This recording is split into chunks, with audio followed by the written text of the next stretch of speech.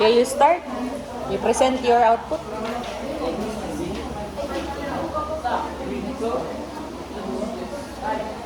Taga na yung part yung classmate eh. Divide tayo mo. So our topic is all about media's purpose and persuasive techniques. So first, the learning objectives. At the end of this presentation, so we should be able to first is to identify the target audience of different media messages. Second, explain the four main purposes of media. Third, recognize the common persuasive techniques used in media. The last one is advise how media messages influence people's thoughts, emotions, and decisions. So what is target audience? Target audience is a specific group of people that a media message is intended to reach. Media creators carefully study the age, interest, lifestyle, occupation, and needs of their audience before creating advertisements, television programs, social media posts, or campaigns. Knowing the target audience helps media creators produce messages that are more appealing and effective. Examples of target audiences. There are 6 examples of target audiences with these children, teenagers, college students, parents, professionals, and senior citizens. In children, the example of media messages is cartoon shows or toy commercials. And the teenager is TikTok videos or fashion advertisements. College students is for laptop and educational app advertisements. Parents is for household products and insurance ads. Professionals is for business magazines and job recruitment ads. And lastly, senior citizens is for healthcare and retirement service advertisements. So example is a commercial for school supplies is intended for students and parents, while an advertisement for anti-aging skincare products is generally intended for adults. So, factors that influence the target audience. The first one is the age, interest, occupation, gender, lifestyle, and culture. Next is why is identifying the target audience important? Knowing the target audience help media creators first is choose the right language, use appropriate images and color, select suitable music and visual, address the needs and interests of viewers, increase the effectiveness of the message. Example, a toy commercial uses colorful animations, cheerful music, and playful characters because this appeals to children. In contrast, a black advertisement Nag-double S. Characters because. Ikaw anak niya ha. In contrast, a blank advertisement uses formal language and professional-looking adults because it targets working professionals. Next is the purpose of media messages. Every media message is created with a specific purpose. Understanding the purpose helps audiences evaluate why the message was produced. So media has 4 purposes which are the following. So, first is inform. Inform is media that provides facts, news, or updates. Example of purpose, television news, video reports, news websites, and public announcements. So, its purpose is to keep people informed about important events and issues. Second is educate. Media teach knowledge, skills, or values. Example, educational television programs, online tutorials, documentary films, and school learning materials. So its purpose is to help people learn and develop knowledge and skills. The third one is entertainment.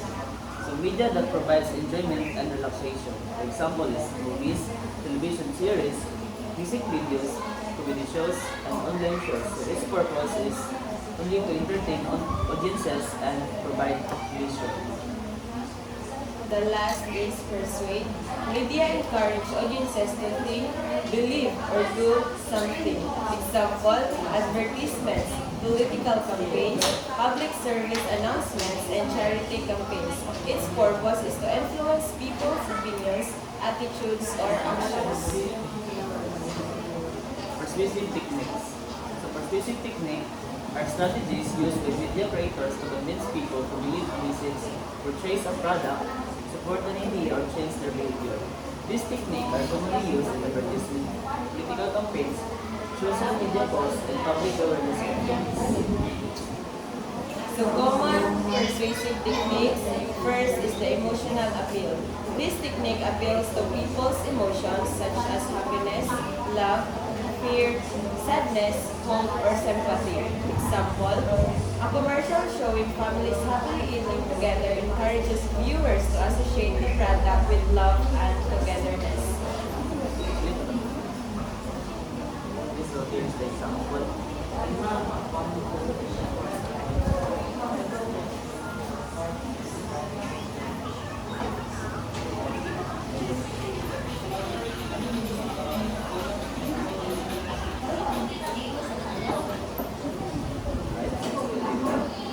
Second is bandwagon. Wagon. Bandwagons suggest that many people are already using or supporting something to encourage others to try. For example, everyone is switching to this mobile network. The message implies that if many people are using it, so you should. So here is that.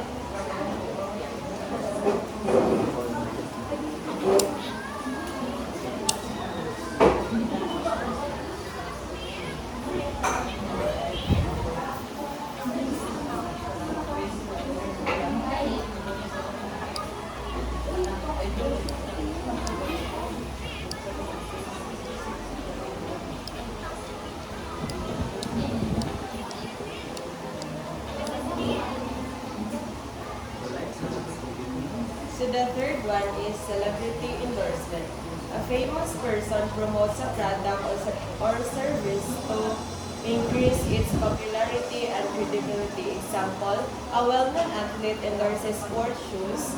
Fans may want to buy the same shoes because they admire the athlete.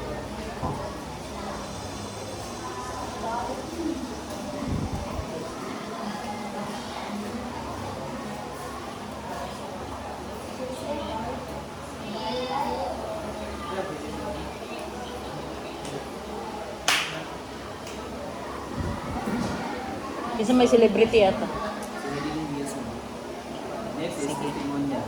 Testimonials feature real users or customers sharing positive experiences with the product or service. Example, I've been using this shampoo for 6 months and my hair has never been healthier. Testimonials help build trust. Next example.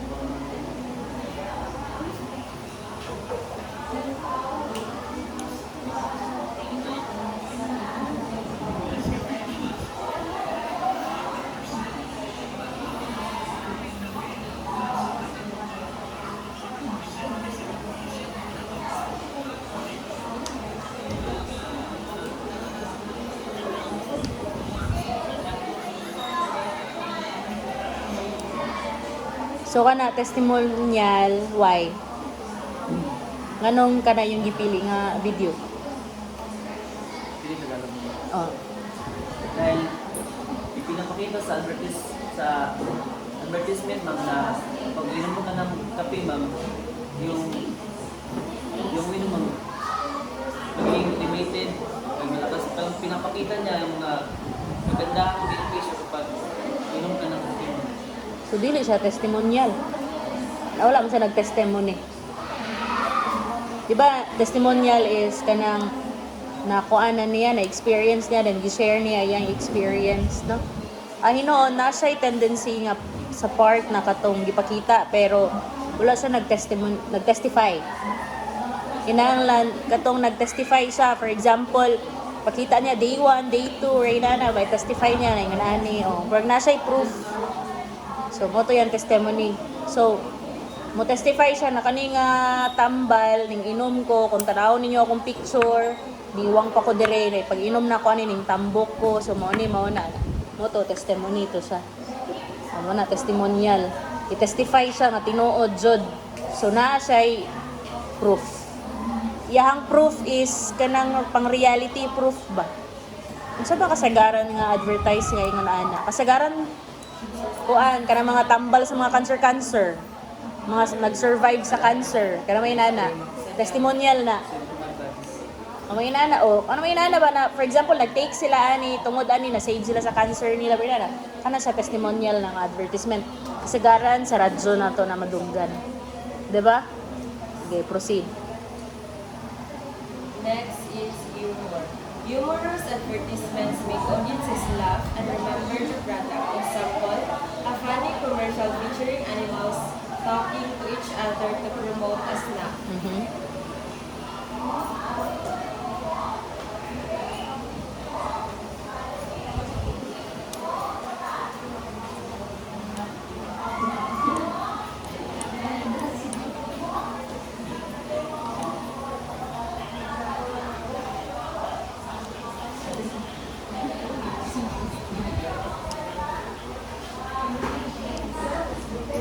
Pwede siya.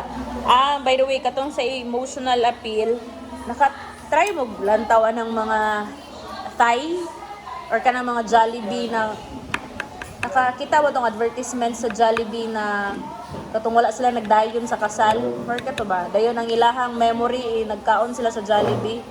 Kato dramatic to siya, na belong to siya sa emotional appeal.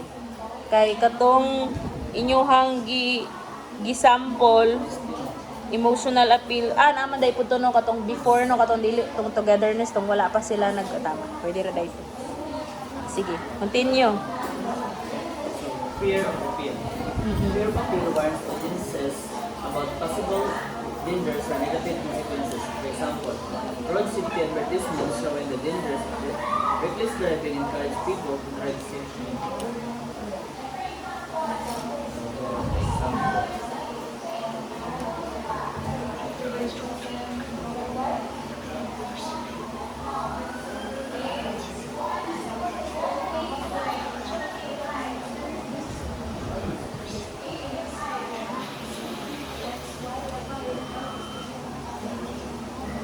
Dayon, unsa effect ato? Wala lang siya naman ma'am, pero explain lang ma'am.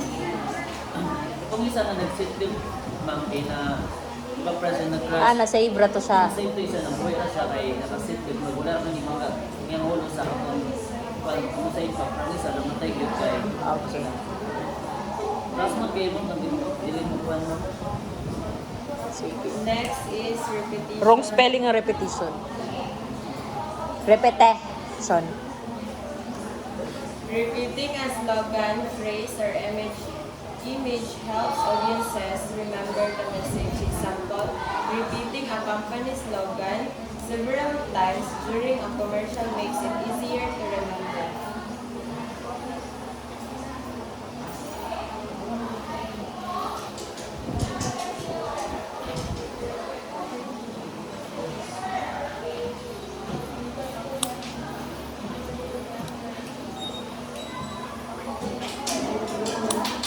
So, asa may gi-repeat ato? Mga pangita nila ma'am na pit-pit daw mga chocolate kay ng crunchy, dayon ano yung mga sa brand. Yung permiti mag-iba kita ni Sabi. So, na ano, gipakita perminti ang word nga KitKat. Sige, pwede ra. Sige, next slide. So, how do persuasive techniques influence people? So, persuasive techniques influence people by changing their buying decisions, their beliefs and opinions, emotions, behavior, habituals, and lifestyle choices. Example, a healthy drink advertisement shows fit and active people exercising. Viewers may believe that drinking the product will help them become healthy and energetic. Next is being a critical media consumer. Consumer. Consumer. Not every persuasive message should be accepted immediately. Ask yourself, who created this message? What is its purpose? Who benefits from this message? Is there evidence to support the claims? Is the information reliable? Am I being persuaded by facts or emotions? Thinking critically helps prevent manipulation and misinformation. You capitalize the am I being persuaded? Ha? Always capitalize the I. Sample advertisement analysis. An advertisement for bottled water. So, this is the advertisement.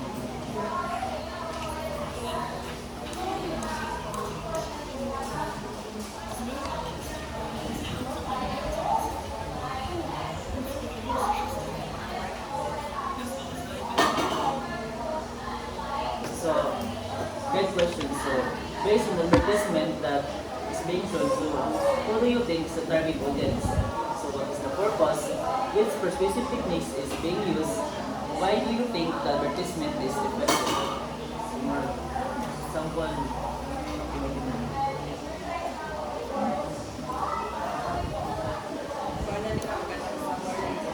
So, target audience, the specific group of people a media message is intended to reach. Purpose, the reason why a media message was created. Inform, to provide facts or information. Educate, to teach knowledge or skills. Entertain, amuse, or provide enjoyment. Persuade, to influence opinions or actions.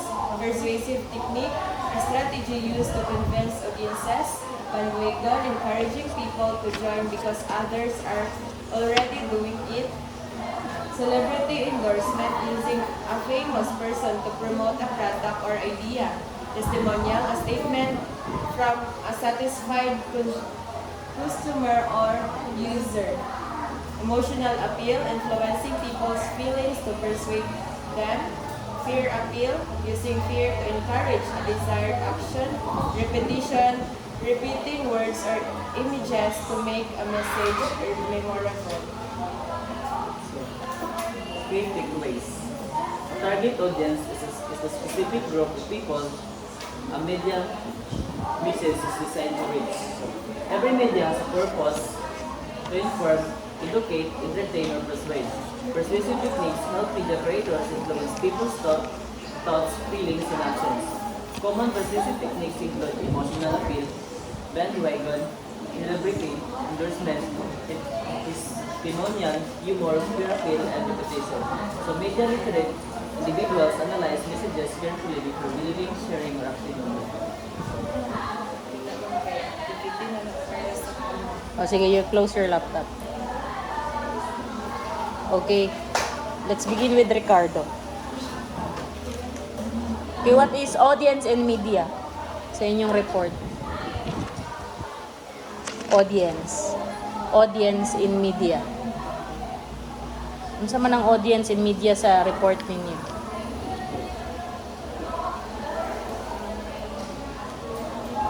Ilam itong gi-explain? Doa. Ay, ilam itong gibasa. Wala itong nyo gi-explain. Gibasa ito ninyo. You need to, if you are the presenter tomorrow, kamoy presenter tomorrow? You explain tomorrow ha, with your classmates. You give an example. Sige. My question is, audience, what is audience in media?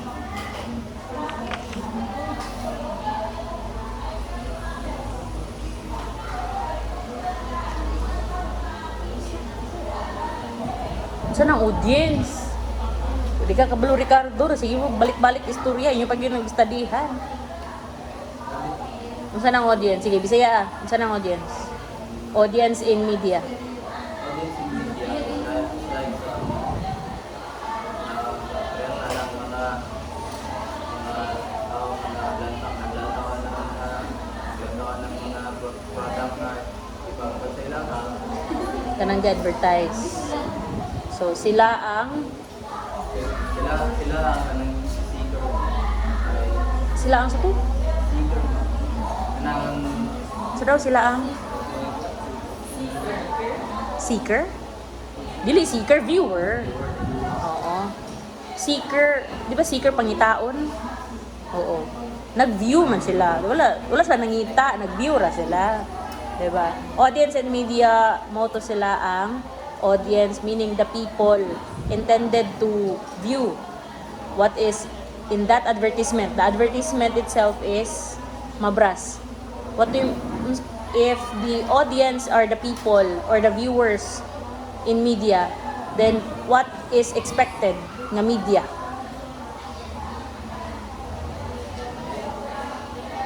Unsay gilantaw sa mga tao? Okay, mga advertisements.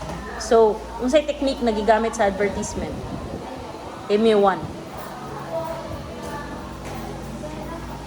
Naman mo yung gitawag na persuasive techniques, right? You give me at least one. Katong ganina, itong mga technique na yung mga video-video, di ba? Nato yung mga video. Unsa itong mga teknika itong gigamit?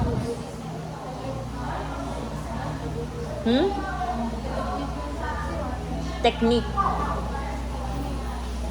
Persuasive technique. Technique man, dili man ng katong tool. We are talking about the technique. Unsay gamit ato? Para ang katong viewers nagiingon ni Ricardo Mulantaw. Para dili sila kalimot sa advertisement. Di ba ingon ka, ang media nagilantaw sa audience is katong example is katong advertisement. Ang advertisement nagamit siya technique, right? Para mutatak siya sa viewers. So unsang mga technique tagay ko daghan mag-technique diring gihatag kaganina. Kay ko isa. Nay 7 ka techniques mong gi-discuss ganina. Kay tag isa.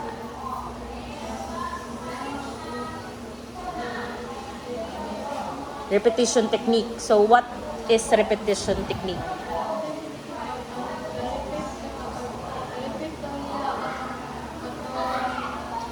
Ilahang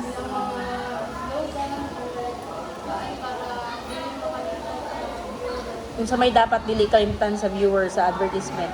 Ilahang ilang mga product. So ibalik-balik to nila o pakita. If ever na sila slogan, ibalik-balik nila gingon. Is that a repetition technique? Are you sure? Okay. Let's have Amorin. Okay, so Amorin, so what is the purpose? The purpose of the repetition technique?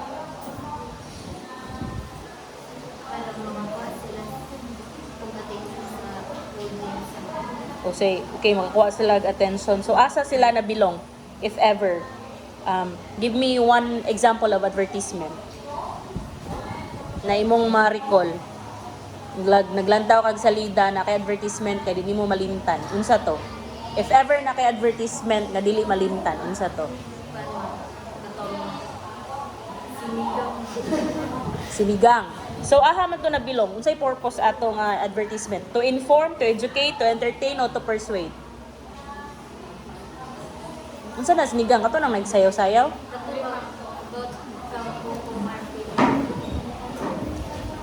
No, di kayo ko familiar lagi na imong advertisement ay. Sige, unsay kuha na ng advertisement ta. Nagunsa si Coco Martin. Nagunsa siya. Nag-ano din siya sa product ito, nag-promote sa product. Biganig, unsa niya pag-promote ang product? Unsay technique niya gigamit ato nga product? Nabilong ba siya sa emotional, sa bandwagon, sa celebrity endorsement, sa testimonial, sa humor, sa fear, or sa repetition? Sa emotional na. Emotional. Ngano, nahihilak-hilak ato? Nahidrama-drama ato nga advertisement? Di daw siya kalimot yun. Sa ganito, uy. Unsa man siya dito sa advertisement? Nahidrama-drama dito, gahilak. Yung mama, ma'am, kay ka nang sa niyo. Yung mama nagluto. Problema, bitaw, sa iyang ikuan ba talaga? Ay, isagol sa sinigang. Dayon, Then, si role ni Coco dito. iya, bitaw, ikuan yung mama, ma'am, na money gamiton. So, unsa man to? So, nabilong to para sa imo. Nabilong to siya sa emotional appeal. So, aha man to inform, to educate, to entertain, o to persuade? Unsay purpose atong advertisement? Okay, to persuade na gani. To persuade lagi. To persuade the audience nga unsa man to nga product. To persuade the audience nga magunsa ang audience ato. Kita sila ato o kita man ka ato. Unsa may imong na-realize ato? Na mo palit so na persuade ka. So meaning the purpose is to ako lang gi-repeat. To inform, to educate, to entertain, o to persuade? Okay, so na-persuade ka nga mo palit sa product. Okay. Let's have Fuentes.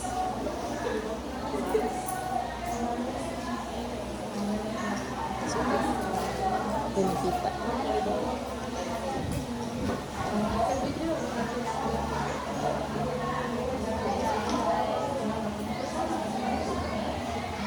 Okay, what do you mean by Banwagon technique in persuasive? In persuasive technique sa advertisement. Ano sa tong Banwagon? Banwagon technique. Ano sa tong technique?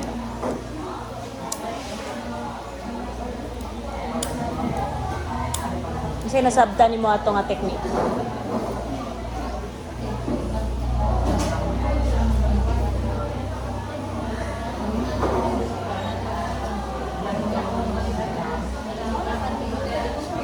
Ha?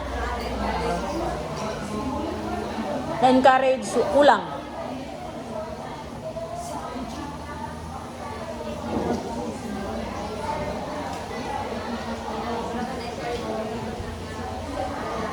Kay?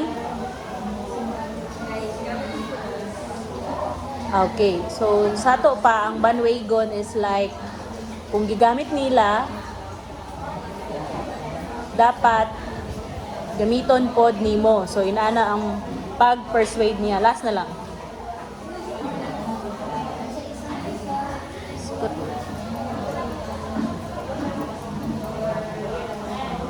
Okay, so how do persuasive techniques affect the people? Paunsa man ang viewers, ang audience affected or naapektuhan sa persuasive technique? Paunsa. I just want to know how the people will be affected. Paunsa.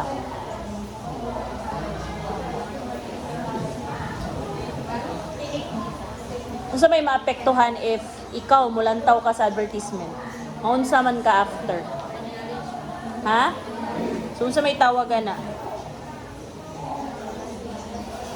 Ha? Maunsa ka? Encourage, pero dili mo ang term. Depende. Kung emotional siya, dayon low kay ka, pwede ka na encourage ka, ana. 'Di ba? So affected ang imuhang, naay tendency nga affected ang imuhang decisions. 'Di ba? Because you will think, 'di ba? And because of that technique, the viewers, the audience will think na bitaw no, wag na kayo na ng idea, 'di ba? So you will be influenced. No? O sige, rephrase to kung giingon. My question is, how do persuasive technique affect the people? Ha, maunsa? Ikumplito pud.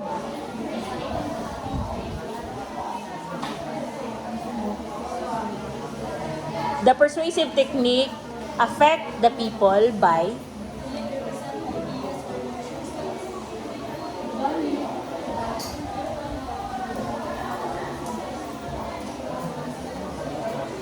uy, bagulong ganin ako giingon, ipa-rephrase ra na ako. Sumpay ra to.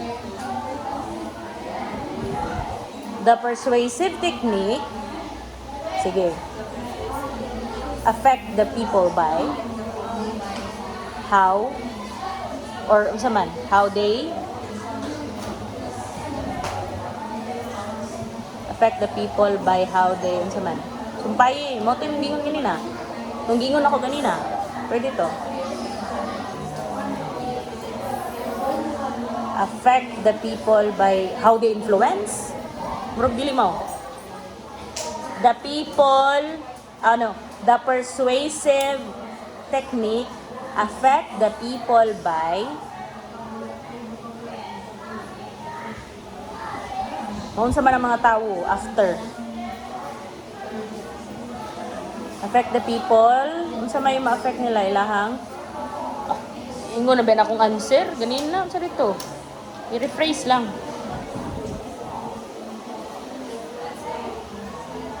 Affect the people by, sige, the persuasive technique affect the people. Affects the people's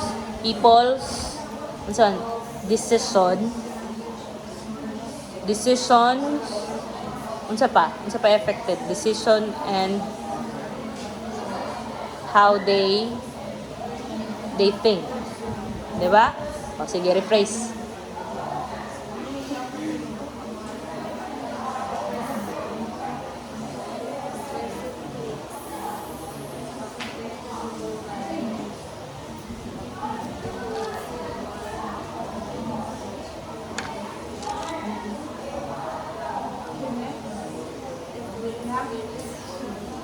affect the people's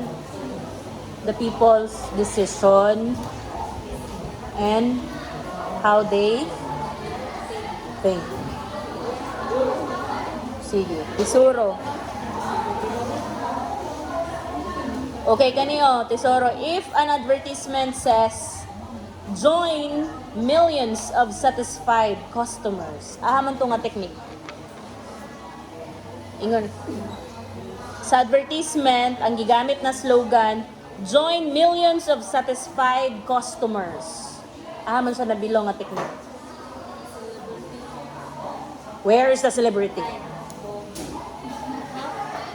If that is a celebrity type of technique, then where and who is the celebrity?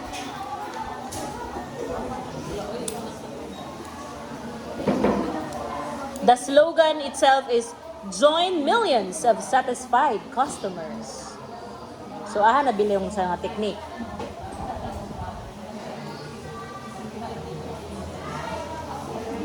Asa? Nga nung celebrity man, kinsa may celebrity gimension ako ato. Di ba celebrity technique is na mugamit silang celebrity, right? Mugamit silang sikat nga tao, right? Oh, naisikat na tao ato, join millions of people. Asa may celebrity ato? Kasi, man siya nabilong nga technique. Nabay ning repeat? Wait sa, paminawon daw natutog, ning repeat ba to? The slogan is, join millions of satisfied customers. Why?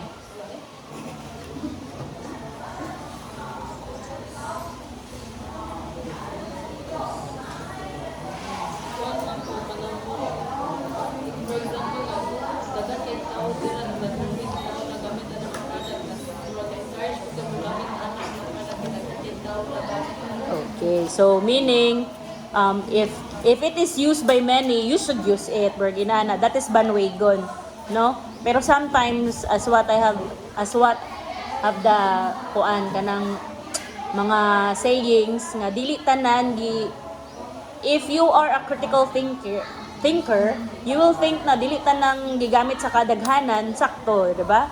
Or dapat gamiton pod. Oh. Kay technique raman pud to sa advertiser or sa kanang gagunit sa product, 'di ba? Sa mga kwan. Okay? That's it.